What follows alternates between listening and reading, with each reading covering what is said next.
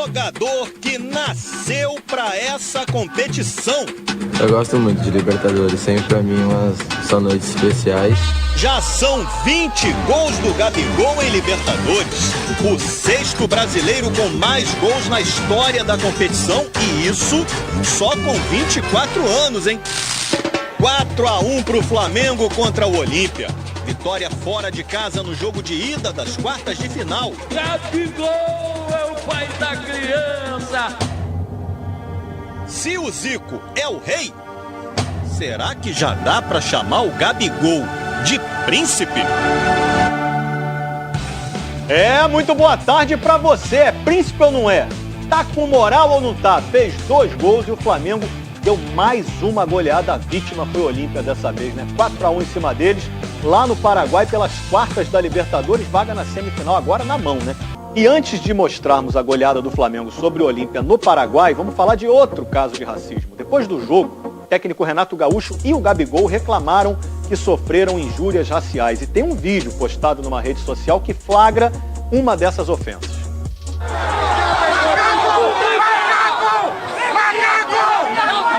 Eu sofri também depois do jogo, eu tive que dar uma coletiva. Atravessei o campo e discuti com um cara da Conmebol lá. Eles falaram que ia denunciar isso. Isso realmente é uma coisa muito triste, que acontece não só no Brasil, mas no mundo todo.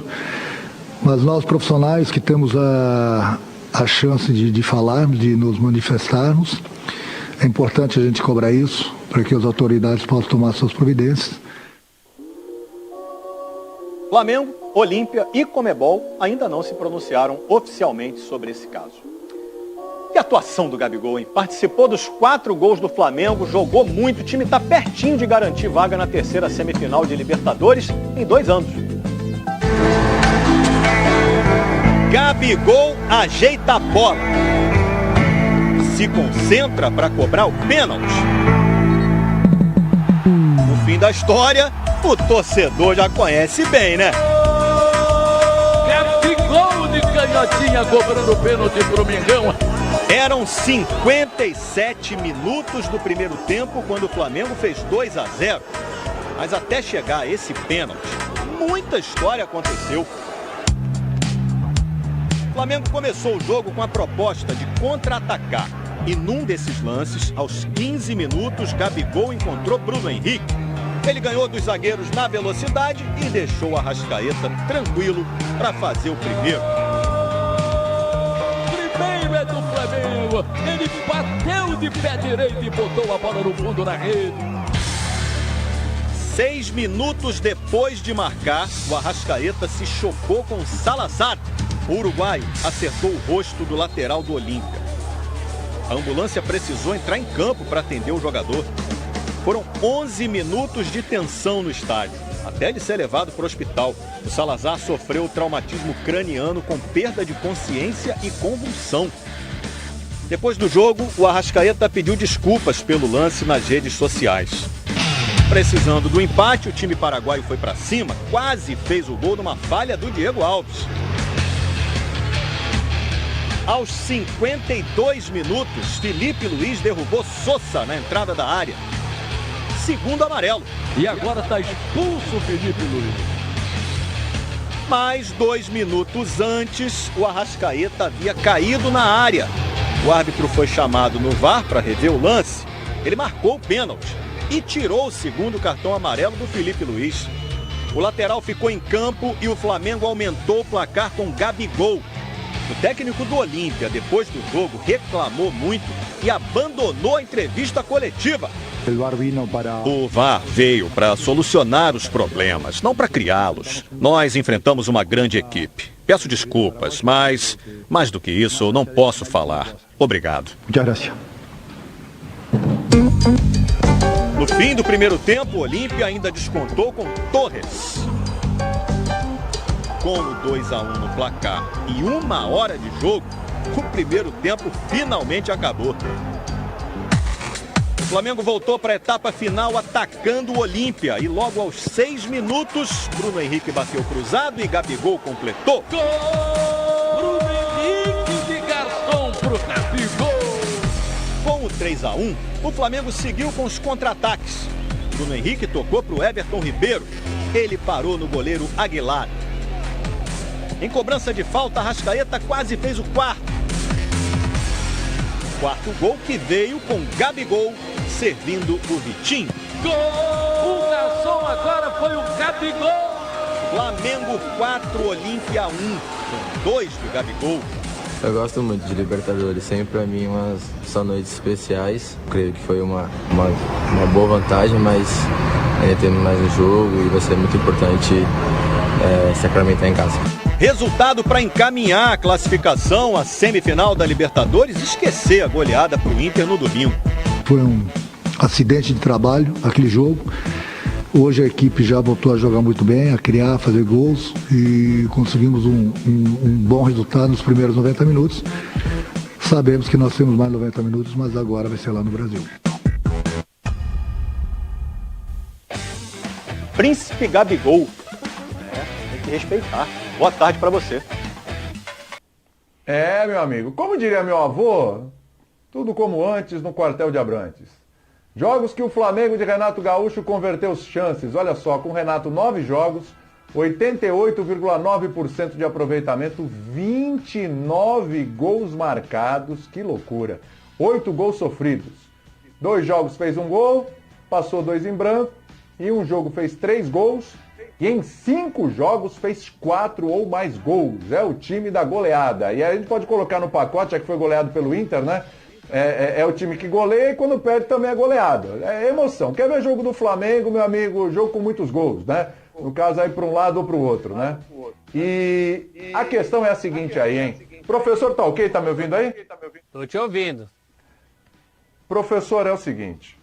O Fla está distante do que é... Qual a distância nesse momento do Fla de hoje para o Fla de 2019, porque a gente vai ficar eternamente falando dessa história. Não adianta fugir. De novo esse assunto, não tem jeito. A comparação vem. E aí, hein, professor?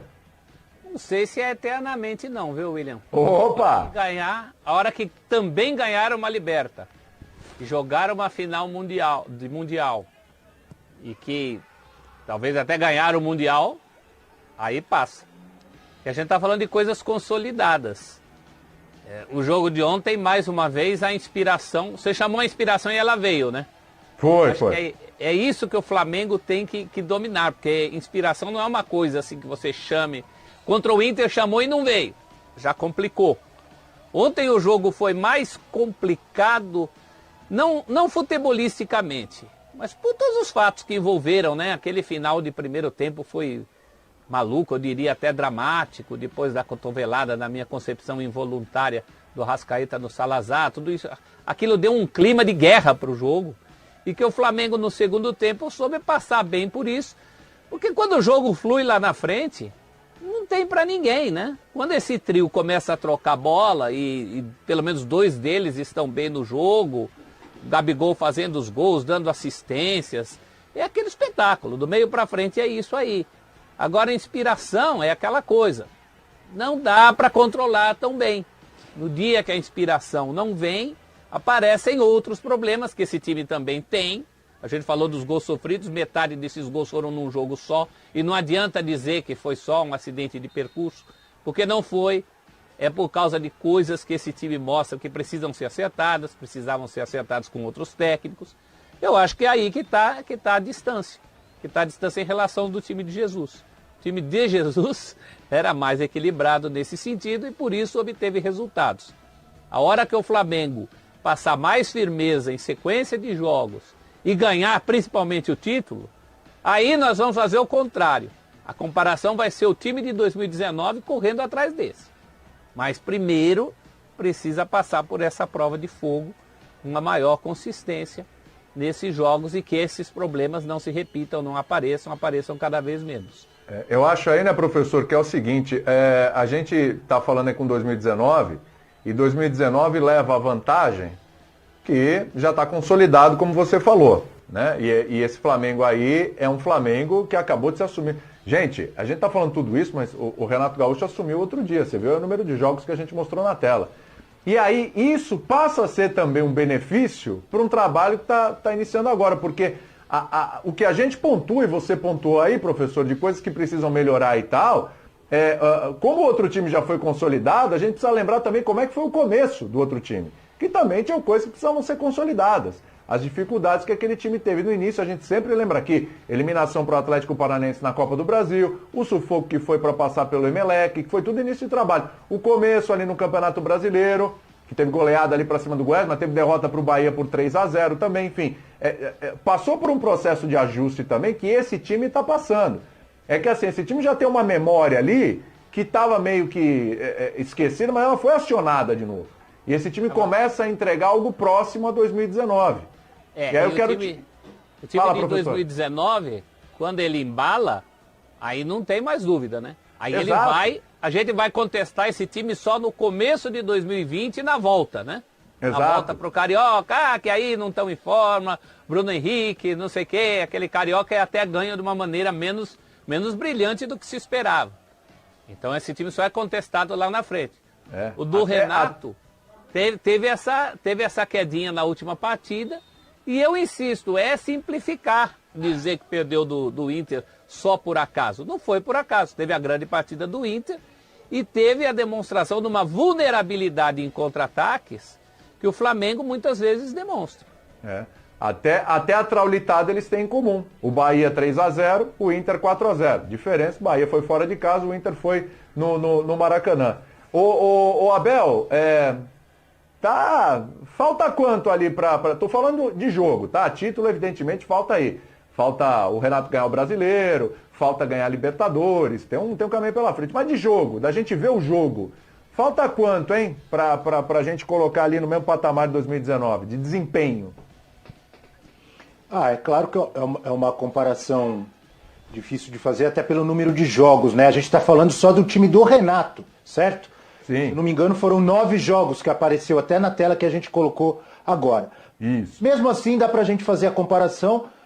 Esse time do Renato praticamente só goleando, do meio pra frente, todo mundo jogando futebol praticamente o mesmo que jogavam em 2019, o Gabigol, o Bruno Henrique, o Arrascaeta, o Everton Ribeiro ainda um pouco abaixo, mas também fazendo boas apresentações. O time de 2019 tinha o que de diferente ali do meio pra frente? O Gerson, jogando muita bola. Mas o Diego, na minha opinião, tá jogando muita bola. Tá começando a armação do jogo do Flamengo ali no meio de campo de uma forma espetacular também, né? Agora, na parte defensiva... Você tá sentindo falta do Gerson, Abel? Sim, claro, o Gerson faz falta pro Flamengo. Mas não tá saindo bem sem ele? Não tô dizendo que, pelo amor de Deus, esquece o Gerson. Pô, pelo amor de Deus, a passagem dele pelo Flamengo foi excelente. Melhor momento da carreira do Gerson. Mas não tá tocando o barco numa boa sem ele? Eu acho que tá. É exatamente o que eu falei ali, o William. Óbvio que o Gerson faz falta. Foi um jogador fundamental naquele Flamengo multicampeão, Libertadores, Brasileira, etc. Só que o Diego tá jogando muito. Então, essa saudade ou essa falta que o Gerson faz, ela diminui. Ela fica um pouco menor, porque o cara que entrou no lugar dele tá jogando muito também, o Diego. É um grande jogador, um cara experiente, e que tá jogando com personalidade, tá dominando ali o meio de campo. Então, reduz um pouco essa falta que faz o Gerson. Ele faz falta, claro que faz, foi um jogadoraço, jogador que pode, inclusive, chegar à seleção brasileira principal, mas isso vai depender do Tite e da comissão técnica. Agora, já que a gente está analisando e comparando 2019 com agora, além dos títulos que você falou, óbvio, que faltam, um pouco mais de segurança ali atrás. E aí, se a gente comparar as peças, quem era a dupla de zaga? Rodrigo Caio e Pablo Mari. Tem mais qualidade, obviamente, do que a dupla que está jogando agora, porque o Rodrigo Caio está machucado, que é o Gustavo Henrique e o Léo Pereira, que são bons zagueiros, podem se dar bem no Flamengo, mas estão um nível abaixo de Pablo Mari e Rodrigo Caio. O lateral direito era o Rafinha, agora é o Isla. O Isla, na minha opinião, ele alterna bons jogos com outros jogos mais ou menos, não está no nível do Rafinha. Pode suprir, pode substituir, não substitui da mesma forma que o Diego está substituindo o Gerson. É um pouco abaixo. Então falta um pouco mais de segurança defensivamente para não acontecerem mais vezes o que aconteceu no domingo.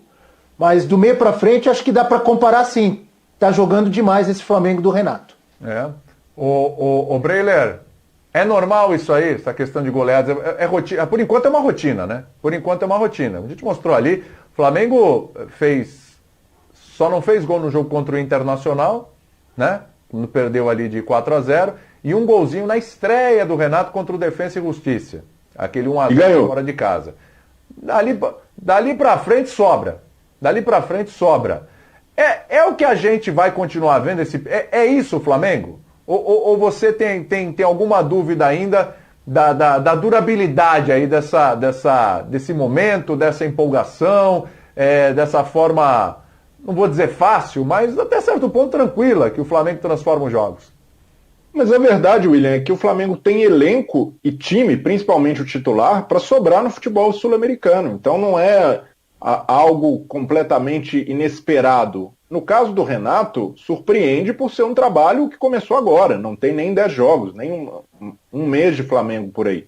Então acredito que por isso o Renato, a gente precisa fazer ressalvas, apontar erros, mas antes de tudo, reconhecer que mesmo